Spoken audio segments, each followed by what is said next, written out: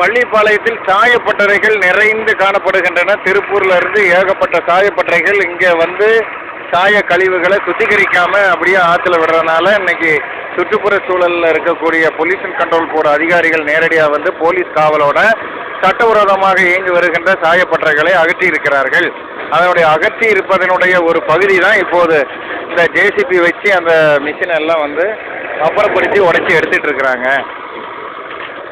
இது மாதிரி கிட்டத்தட்ட ஆயிரக்கணக்கான பட்டறைகள் பள்ளிப்பாளையம் முழுவதும் இருக்குது. திருப்பூரில் ரொம்ப கெடுபிடிங்கிறனால அவங்க எல்லாம் இங்கே குட்டீசல் போல் இங்கே வந்து சாயப்பட்டறைகளை அமைச்சிருக்காங்க. அந்த அங்கே இருக்க தெரியுது ஒரு சாயப்பட்டறை.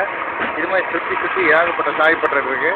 சாயப்பட்டறை மாவட்ட இது பொல்யூஷன் கண்ட்ரோல் போர்டு அதிகாரி சேரலாதன் அவர் இந்த தலைமையில் டிஎஸ்சி எஸ்சி எல்லாருமே இங்கே வந்திருக்காங்க.